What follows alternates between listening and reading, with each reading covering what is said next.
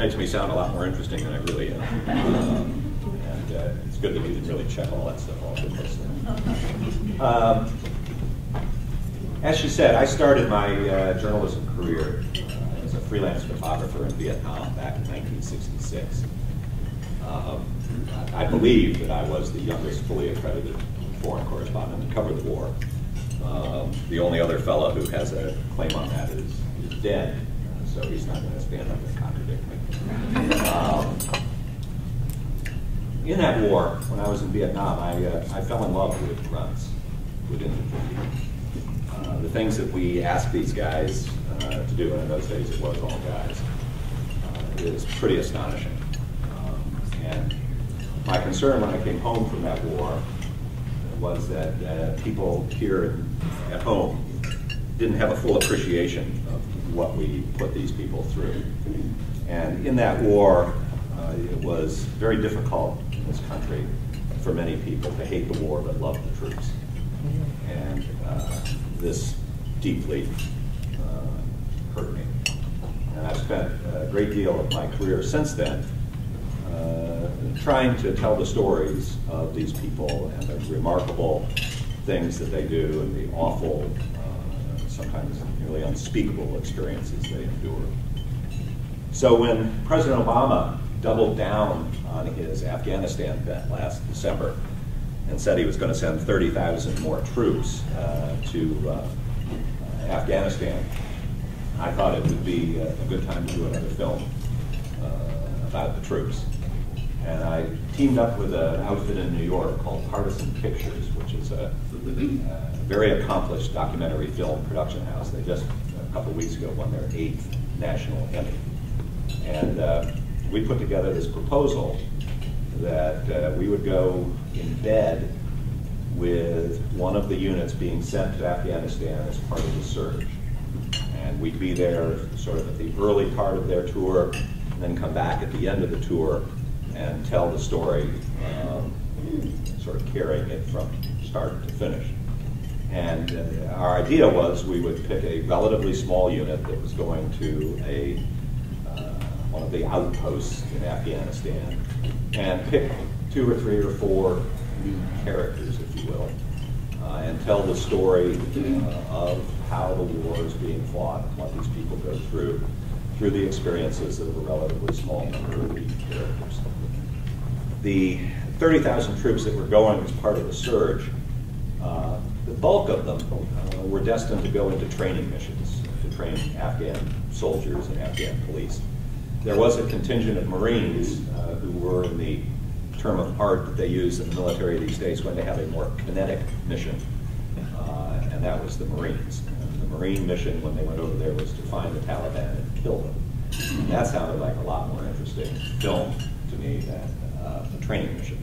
Not to say the training isn't important. And so we settled on, let me back up a little bit. The Marines and I have had a long relationship. I got shot at with them in Vietnam, I got shot at with them in Iraq, and now I've been shot at with them in Afghanistan. And the Marines are, from a journalist point of view, terrific to deal with because they'll let you do most anything you want to do. If you want to go out and go on combat operations with the Marines, the amount of paperwork you have to do to get permission for that is really pretty small. So we hooked up with a platoon that was going to go to a place in Helmand province, a town called Nowzad. And Nowzad, once upon a time, was a going concern, a population of about 30,000. But when the Taliban moved into that town in 2003, 2004, the NATO forces decided they were going to go in there and chase them out. And it was mostly British and Dutch forces at first, followed by some other Marines. And the fighting there was pretty intense. When we got there, the population of Nowzad, once 30,000, was down to about 2,000. The bazaar, the shopping area in town, once had a couple of hundred shops, had about a dozen shops. And the outpost at Nowzad housed a platoon plus. There were probably in residence there about 70, 80 guys and a handful of women. My second platoon that I was embedded with was sort of the rapid reaction force from that base. I'm going to show you a trailer from this film. And in it, there are 3 of the main characters in what will be the final product. I want to tell you about those 3 guys. One of them is a staff sergeant named Keith Hesterson. Now, in the Marines and in the Army, platoons are commanded by a lieutenant, typically a first lieutenant. In the case of 2nd Platoon, several months before they deployed to Afghanistan, the lieutenant that was in command was finishing his tour and transferred someplace else, and they didn't get a lieutenant assigned to the unit. But Kesterson was doing such a good job that the company commander and the battalion commander said, well, what the hell? We'll just leave the staff sergeant in charge. He's doing a great job. If we bring in some lieutenant at the last second, he's just likely to screw the thing up. You know how young lieutenants are. Why does everybody look at me? The colonel trains young lieutenants. I don't mean that as a disparaging comment. Well, yes, I do. So Staff Sergeant Kesterson is in command of this platoon. Keith is 34 years old. He's been in the Marines 10 years. And when you look at him, if he were standing here right now, you'd say, first of all, he's not 34. He must be about 22. He's a baby-faced guy. He is about this tall. We don't ever refer to a Marine as small. He's compact. Or as he likes to put it, he was a half-inch taller than Chesty Puller, who was a legendary Marine general and commandant of the Marines.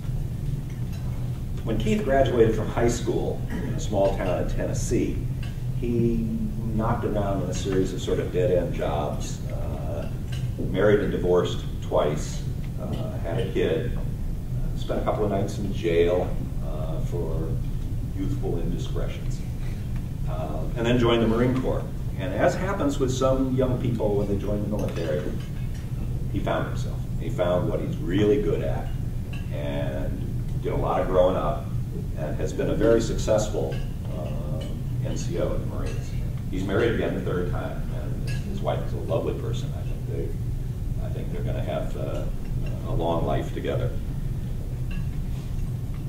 Keith, when you see him, as I said, looks like a kid, but he is one tough guy, a great natural leader. He's the kind of guy, when he chews his Marines out, when they've done something bad, he chews them out and he leaves the room.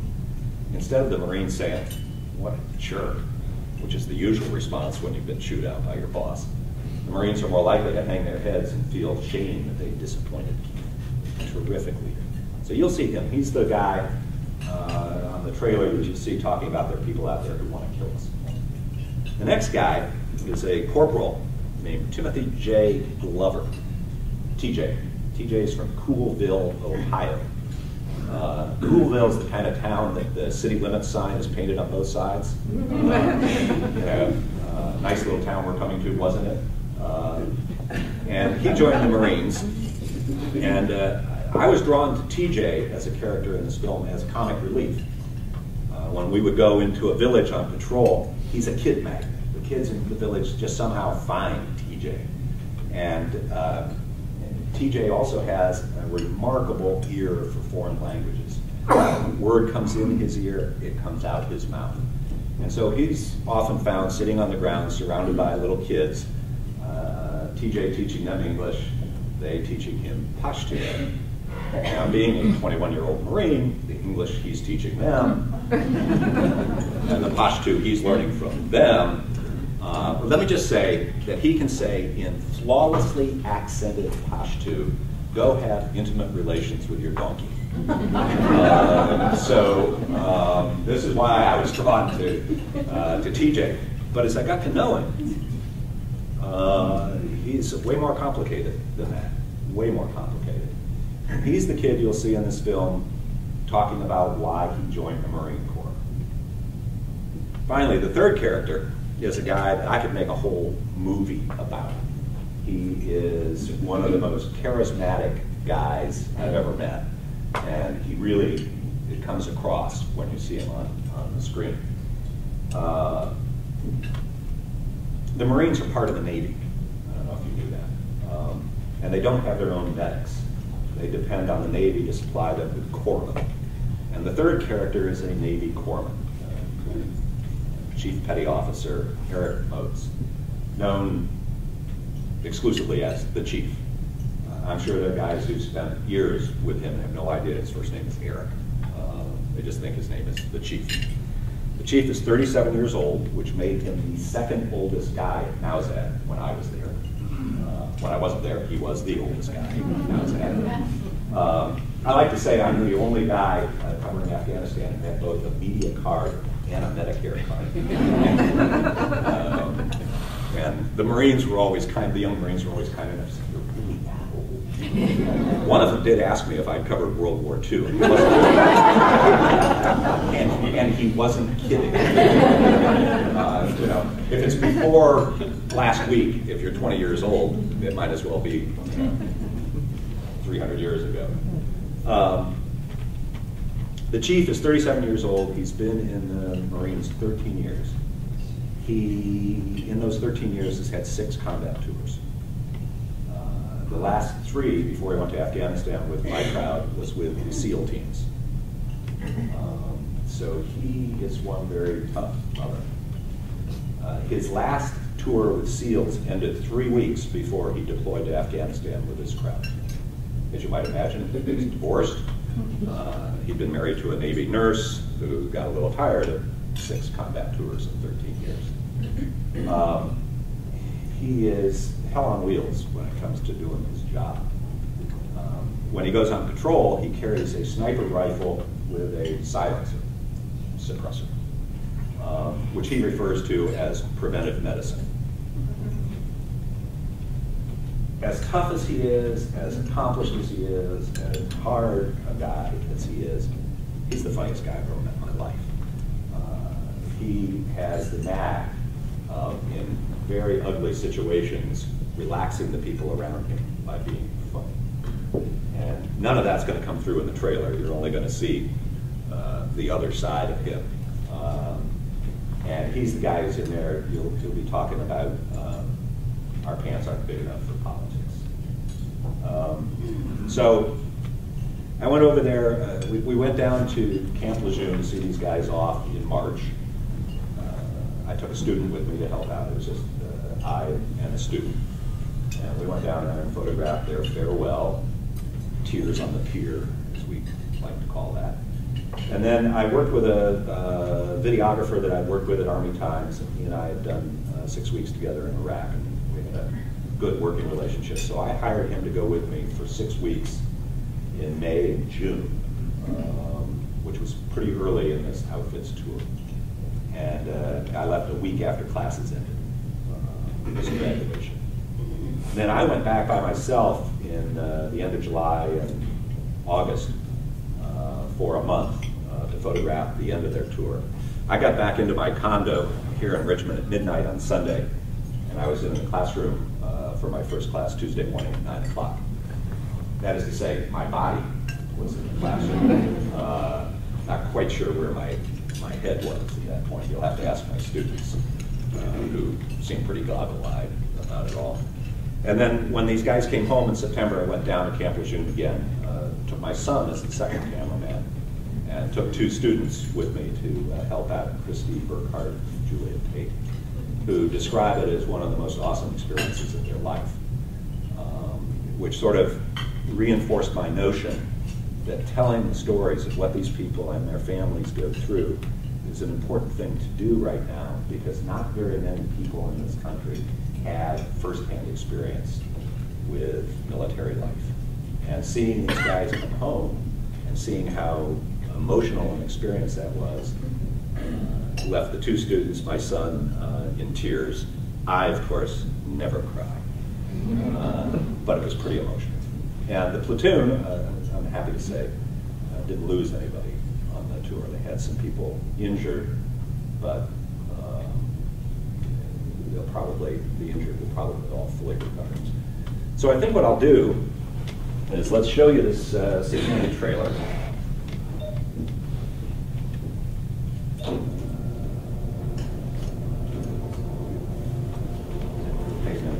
warmed up. The trailer was edited by my partners up in New York. So, the coffee pot in the way? No. So I'm not bragging when I say I think the trailer's really good. They really did a nice job on it. And it's moves along pretty briskly.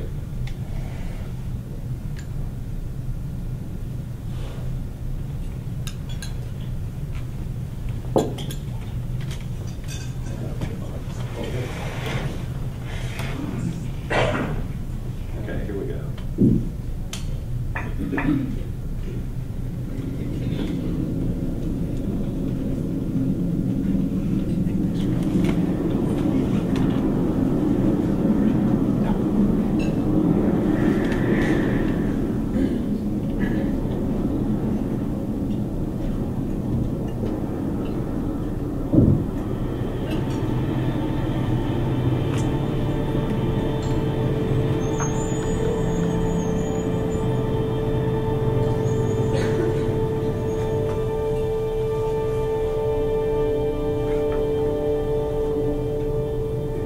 There's a lot of enemy activity here. We know it, the locals know it. There's a significant threat against our life. There's an enemy out there that wants to kill us, and we've got to pay attention to what's going on and make sure that doesn't happen.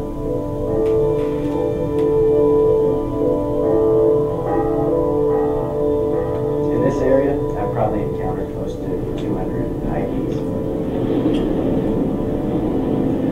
The IEDs are the killers out there. They're not hitting the vehicles, they're hitting the boys. You okay? Yeah, I'm fine. Could you these kind of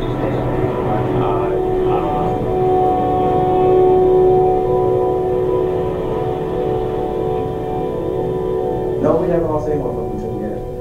And I say yet because I'm preparing myself for it.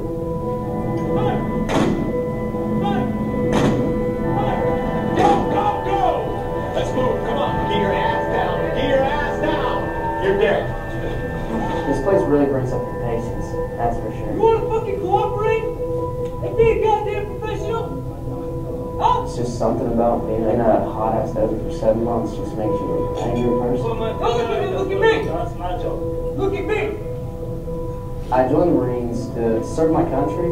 I love my country, and I want to kill people.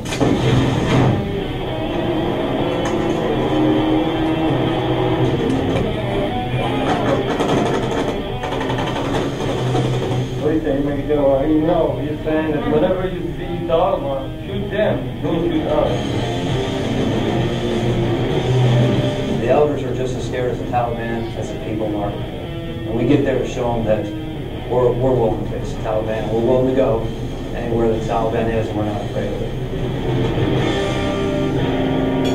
We've been here before and we popped smoke and made promises that were empty.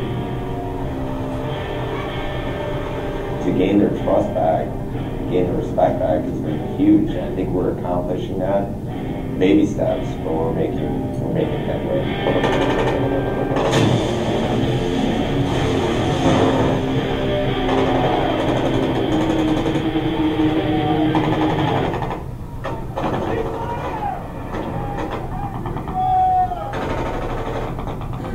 I heard the noise and I saw this big old cloud of smoke, and I guess by the same time I saw it, other people saw it. And then we heard some shots, but we don't know where they came from. We don't know what was going on. We could see smoke coming from the tree line, so we started opening fire on the tree line. So I yelled out, "We're taking mortar fire," and it was pretty hectic. We had positive identification of the enemy as they were going in there, and fired at them. The Marines did what they were supposed to do. They called for fire. 120 millimeter mortars dropped, and then I guess howitzers also got in on it. It's just the city got pretty banged up. We had some, civilian casualties, and right away we took care of that situation.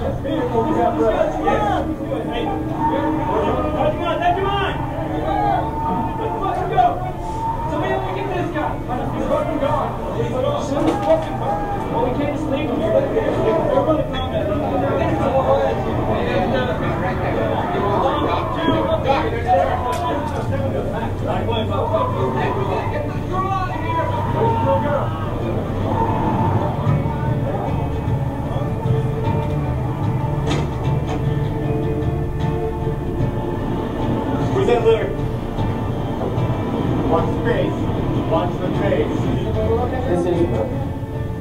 hardest thing that people need to understand. This is war. This is what happens in war. There's always going to be an innocent bystander that gets hurt in the middle of it. Our job, and I feel my foreman and we don't deal with politics. We don't wear pants big enough to deal with politics, and we don't have time to fuck around with it. We'll treat the casualty, leave everything on the field, get it to the next echelon of care, everything we can do.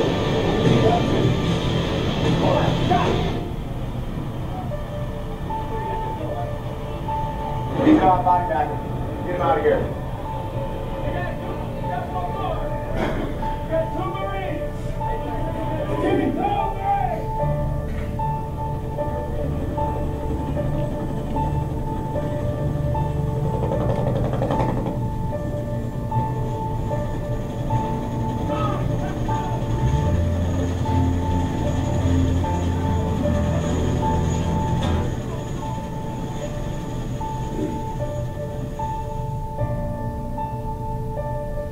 That's my favorite part.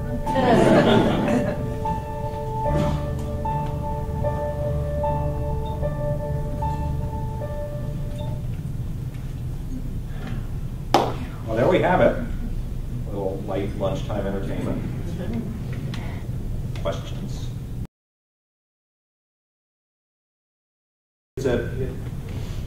PBS has agreed to air this film, but PBS being what it is these days, they don't make money. So I'm in the throes of trying to raise the underwriting support.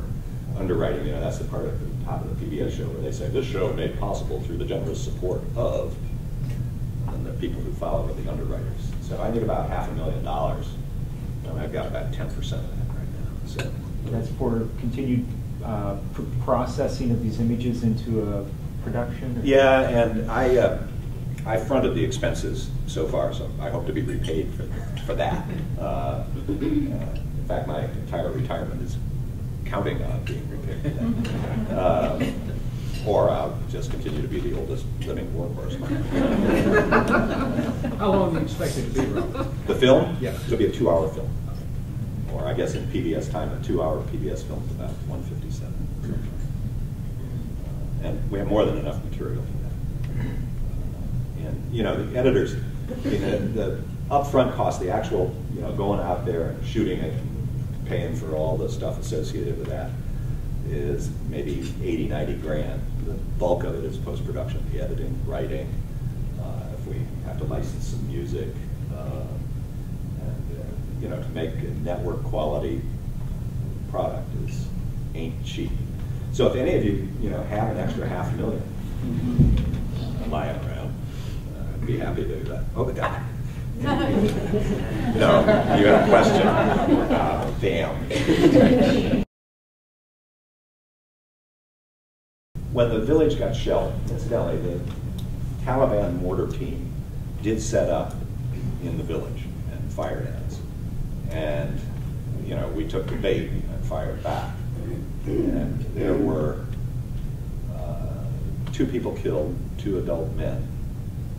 In the Marine view, they were part of the mortar team. I don't know that we'll ever know the answer to that. And then there were a number of other civilians wounded, including a little girl that you see. She lost her left arm. And there was some concern that her family would not accept her back.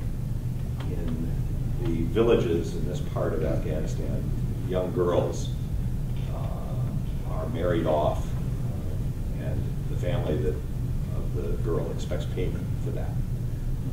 About the equivalent of about $9,000 is the going price right now, which incidentally works out to her weight in raw opium, just coincidentally. And the concern was that because she was missing an arm, that the family might actually kill her. There had been reports of that sort of thing happening. So we were very concerned about what would happen to this little girl when she was returned to her family.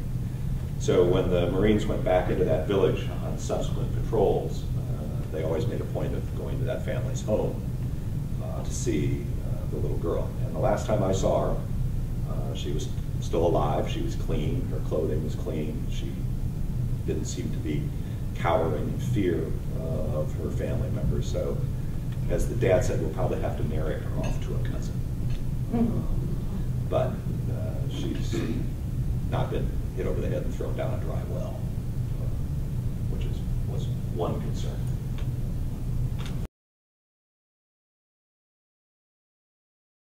He was driving a truck that hit an IED, improvised explosive device of mine. And the truck was pretty well destroyed. Saw a picture of it there. One of the wheels on the truck weighs 500 pounds, and it was blown 150 meters away.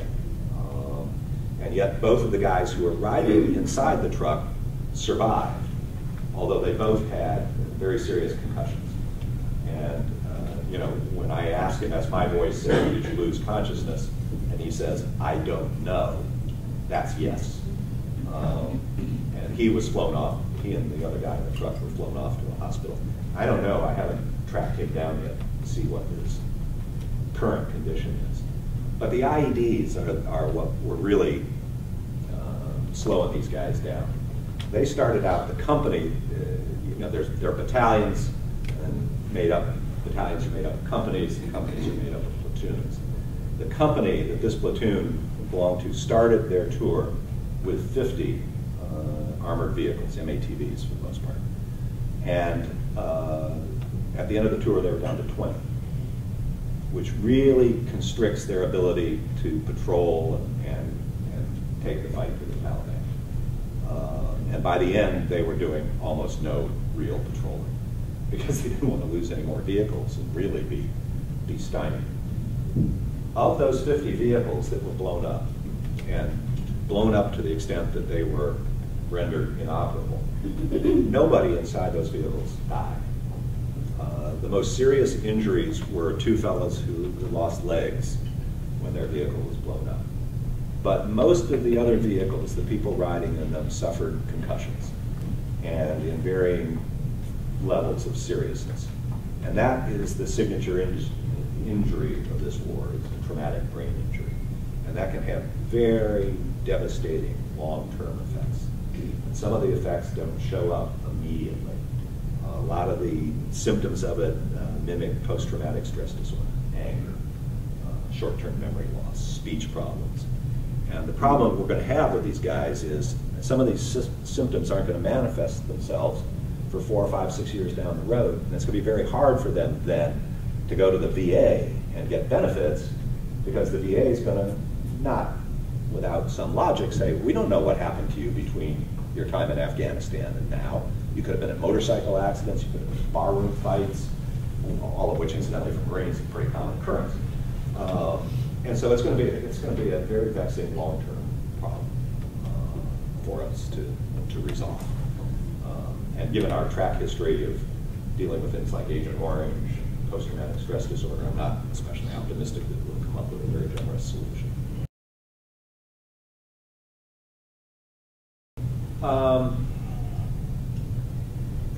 I think that they think most people here are indifferent, not particularly hostile necessarily.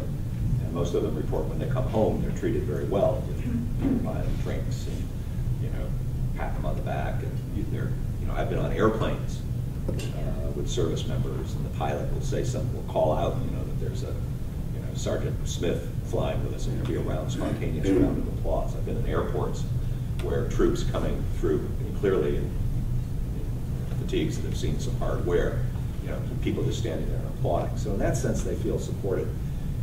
But I think that most of them think that most Americans don't have a clue what's going on. They do get a lot of care packages, packages filled with food and cigarettes and stuff like that. And they really appreciate it. The food that the military provides, even at these outposts, is pretty good, but it gets boring as hell after a while. You know, if you've seen corned beef hash for breakfast the last 4 days in a row, you know, a Pop-Tart seems like a pretty good luxury. And one kid's mom organized her people at work, and they sent, you know, these flat rate boxes the post office has. They're about big. Sent 64 of them. That was enough. They had to use a forklift to bring the whole package over to his tent. And then they had this party where they're sorting it out. You know, okay, all the ramen noodles over here, all the chewing tobacco over here, all the other stuff over there. So if you ever have an opportunity to send stuff, and you make sure you're sending it to some specific individual. If it's just sort of any troop in Afghanistan, it's likely to end up in the hands of the guys in the rear echelon. We'll just break the packages. So try to find somebody specific to send it to. Well, I'm teaching a first-year seminar this spring on war reporting. We're going to go look at how American wars have been covered, starting with the Revolutionary War and moving through the wars up until this one. I don't know. I'm not sure the students know quite what to make out of me. I had an honorary bachelor's degree. Not a PhD, so they're a little puzzled sometimes by who I am. But I think they respond pretty well to it. I did teach a war reporting seminar as a journalism course last year, and I think the students enjoyed going back and reading actual newspaper accounts of Civil War battles, and Mexican-American War coverage, and so forth. I teach documentary film, so I think it adds to my credibility that I'm not just teaching, I'm actually still doing it as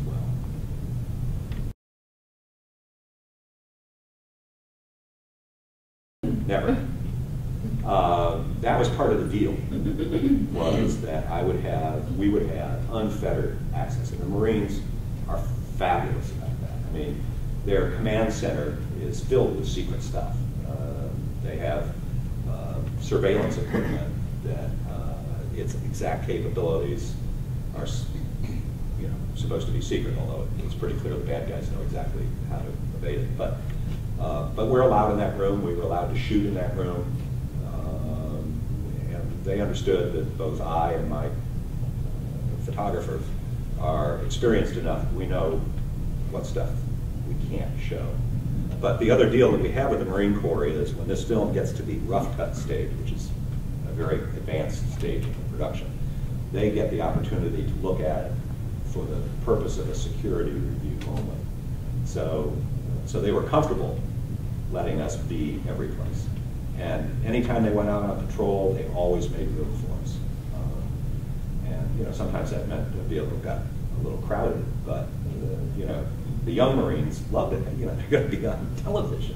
It just doesn't get better than that. These kids have all been photographed. You know how that generation is. They've been photographed from the moment of delivery forward. So the first week or so that we were there, they would mug for the camera. They'd see the camera pointing out, and they'd go, and after about a week, we were invisible. It's just Robert. Robert has this growth on his shoulder, and they were extremely kind to us. They gave us primo quarters at the outpost, and they just could not have been more supportive of our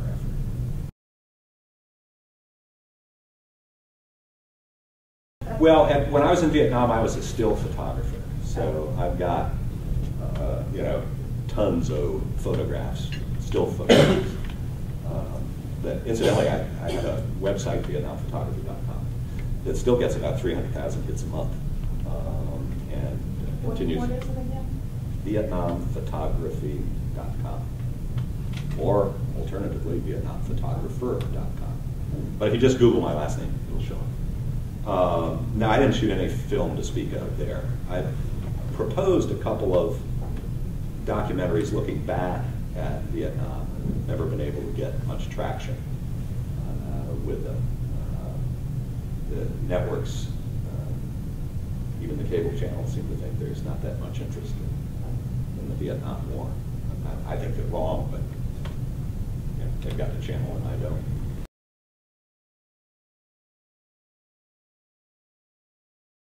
Well, that's a very good question, and particularly when we got an Army colonel in the room. The Marines, there is no reason for the Marine Corps to exist. There was a time, once upon a time, when the Navy needed infantry on board their ships to protect the ships and to stage amphibious assaults. We haven't staged a real amphibious assault since the Incheon landing in Korea. They staged a couple of phony baloney amphibious assaults in Vietnam, but that mission no longer exists. So the Marines are in a constant battle to justify their continued existence. And starting in about World War II, they've become very adroit at public relations. And they understand that getting stories done about them, getting films done about them, helps them when it comes time to defend themselves in Congress. Also, the Marines are much smaller than, say, the Army. And people who've been in the Marines develop an attachment to the Marines that goes way beyond rational. The expression is once a Marine, always a Marine. My favorite bumper sticker down at the Lejeune that I saw was, once a Marine, always a Marine, so why should I re-enlist? And it is so this group makes a very potent lobbying force for the Marine Corps. The Army is much bigger and doesn't have to justify its continued existence. I mean, we're always going to need an Army. And to do this kind of thing, you could do this film with the Army. It just would have required many, many more weeks of layers of approval and so forth. I've had wonderful embeds with the Army. I mean, in Iraq, the Army units I was with were terrific, and consistently good access to all kinds of stuff. But that's to embed with them for a week or two. To go tell them that I want to spend a couple of months, probably would have had to go up to the Chief of Staff's office to get approval for that. So that's the main reason.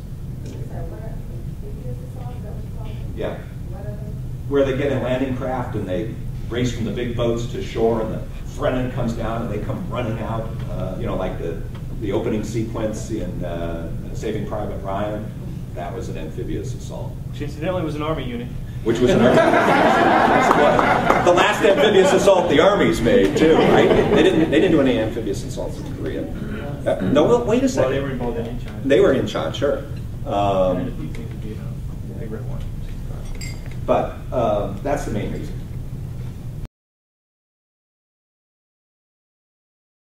It depends on which emotion you're talking about. I was thinking in particular that when the soldier was kind of bullying some civilian. It wasn't a civilian, he was an Afghan soldier. And,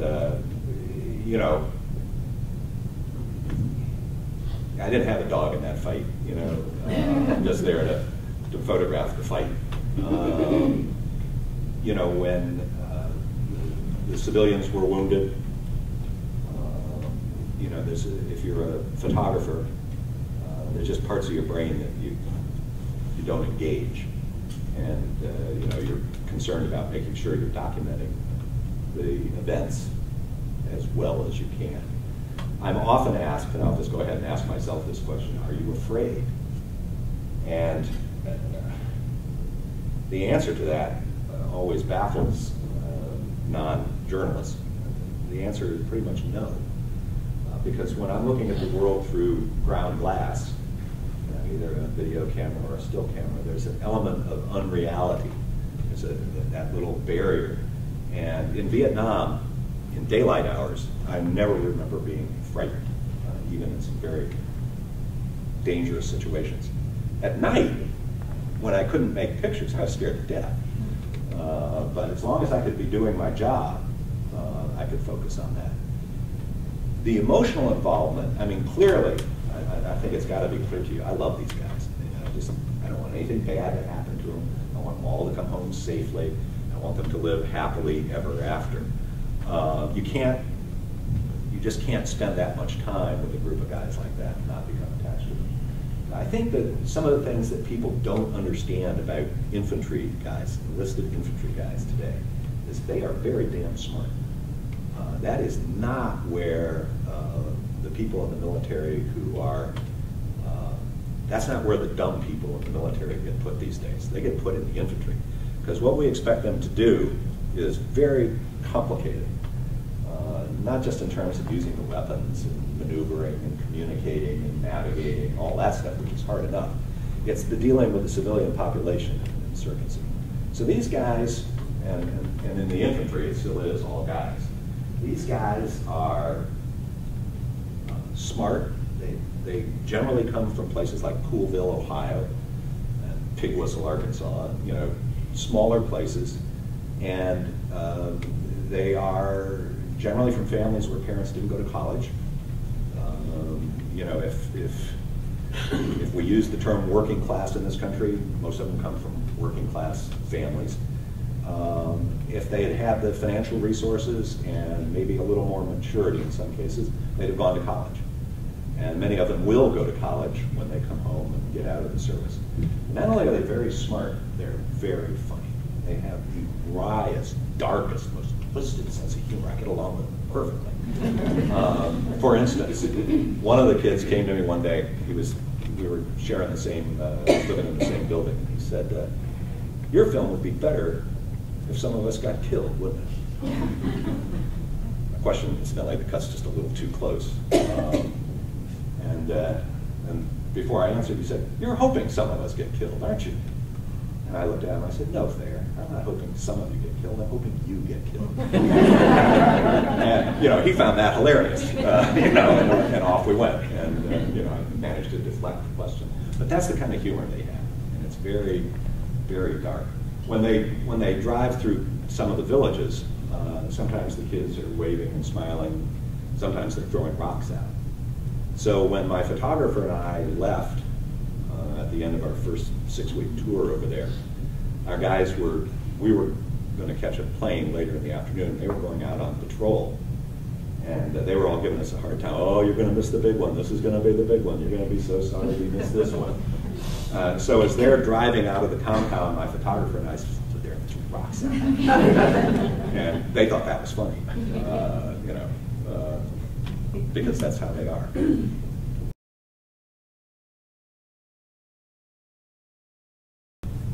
They got along perfectly, yeah. And the chief was kind of a mentor to most of those people. And because, I mean, he not only knew his medical stuff, he knew fire and maneuver, he knew ambushing. I mean, he was a very skilled combat warrior. So the relationship, the only people he didn't get along with were the upper level brass, because he knew their jobs better than they did too. And so there was some friction between him and the battalion commander. He and the company commander got along okay, but the further down the pay scale you went, the better you got along with people.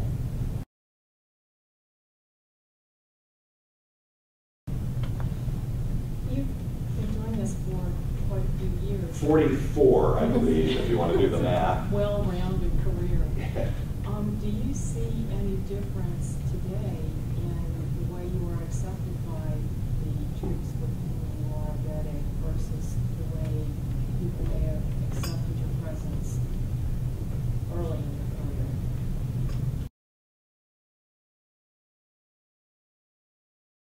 No. The further towards the front, I mean, there is no front, but the closer you get to the combat troops, the happier they are to see you. Because they want people to know what they're going through. And that's been my experience. I was in Vietnam for the first time in 1966. And the military that I encountered in 1966 in Vietnam is a lot like the one we have today. There were very few draftees in the field in '66. It was mostly a volunteer force. The company grade officers and the company grade NCOs were all career people who really knew their stuff. They had a lot of training, a lot of experience in the Dominican Republic and in combat situation there, so they really knew their stuff. And you know, at the sort of division and battalion level, reporters and journalists were thought of as perhaps a threat to their careers. But you get out with a company that's maneuvering in the jungle, they were delighted to see you, and because they want people to know what they're going through. And the same remains the case today. If you're a journalist and you're doing the kind of journalism I am, I'm not writing big picture analysis. I'm doing, boots on the ground, muddy boot kind of story. You finally get to some outpost like Nowzat and you just go, thank God I'm home. I don't have to deal with the BS that the brass is throwing at you in the rear. And they were always delighted to see it. It was fabulous.